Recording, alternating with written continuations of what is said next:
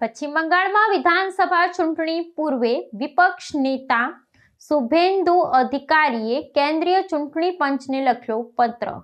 ચૂંટણી દરમિયાન પક્ષપાતી પોલીસ અધિકારીઓને દૂર કરવા વિપક્ષ નેતાની માંગ. પશ્ચિમ બંગાળ વિધાનસભા ચૂંટણીના સંભવિત માહોલ વચ્ચે રાજ્યના વિપક્ષના નેતાને ભારતીય જનતા પાર્ટીના ધારાસભ્ય શુભેન્દુ અધિકારીએ કેન્દ્રીય ચૂંટણી પંચને પત્ર લખી મહત્વપૂર્ણ માંગણી કરી છે. અધિકારીએ પશ્ચિમ બંગાળમાં ચૂંટણી પ્રક્રિયા દરમિયાન ફરજ પરના પક્ષપાતી પોલીસ અધિકારીઓને તાત્કાલિક અસરથી દૂર કરવા માટે અપીલ કરી છે. શુભેન્દુ અધિકારીએ પોતાના પત્રમાં આક્ષેપ કર્યો છે કે રાજ્ય પોલીસ દળના કેટલાક અધિકારીઓ શાસક પક્ષ તરીકે વલણ ધરાવે છે અને આના કારણે નિષ્પક્ષ તેમજ મુક્ત ચૂંટણી યોજવામાં અવરોધ આવી શકે છે. તેમણે દલીલ કરી છે કે આ પ્રકારના પક્ષપાતી અધિકારીઓની હાજરીથી ચૂંટણી દરમિયાન રાજકીય પ્રતિસ્પર્ધીઓ પર અન્યાયી દબાણ લાદવામાં આવી શકે છે અને શાંતિપૂર્ણ મતદાનની પ્રક્રિયા જોખમાઈ શકે છે. વિપક્ષ નેતાની આ માંગણી રાજ્યમાં ચૂંટણી પહેલાના રાજકીય માહોલની તંગદિલી દર્શાવે છે. કેન્દ્રીય ચૂંટણી પંચ દ્વારા હવે આ રજૂઆત પર ગંભીરતાપૂર્વક વિચારણા કરવામાં આવશે અને પોલીસ અધિકારીઓની કામગીરીની સમીક્ષા કરવામાં આવશે. નિષ્પક્ષ ચૂંટણી સુનિશ્ચિત કરવા માટે ચૂંટણી પંચ સામાન્ય રીતે વિપક્ષની આવી રજૂઆતોને મહત્વ આપે છે. সেই অর্গানাইজেশনগুলো একটা ছিল non gazetted police organisation, pro আগের লেফট ফ্রন্টের গভর্নমেন্টের সাপোর্টেড অর্গানাইজেশন, ডাইরেক্ট পলিটিক্যাল না হলেও পুলিশের কতগুলো সার্ভিস রুল রয়েছে,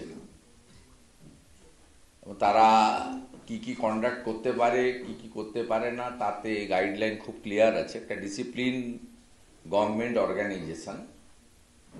আগে সিআরপিসি আইপিসি দ্বারা তাদের কাজ করতে হতো, এখন বিএনএস এর মাধ্যমে তাদের ল এনফোর্সমেন্ট অথরিটি দ্বারা. আরেকটি ছিল নন গেজেটেডের opposite Paschimbanga police association. Mamata Bandyopadhyay police কর্মচারীদের আইপিএস ছাড়া অন্য আধিকারিকদের তাদের যে গণতান্ত্রিক রাইটস, তাদের যে বিভিন্ন সমস্যা, ফাইন্যান্সিয়াল প্রোটেকশন এবং তাদের বাড়ি ছেড়ে দূরে দূরে কাজ করতে হয়, ট্রান্সফারেবল জব, এক্ষেত্রে তারা কথা বলার অধিকার থেকে বঞ্চিত হয় এবং সরকার থেকে লিখিতভাবে পশ্চিমবঙ্গ পুলিশ ওয়েলফেয়ার অ্যাসোসিয়েশন বলে একটি অর্গানাইজেশন মমতা বন্দ্যোপাধ্যায় সরকার তৈরি করেন.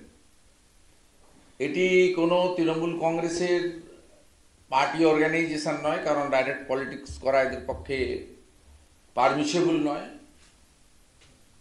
এরা কমপ্লিটলি একটি সরকারি অর্গানাইজেশন.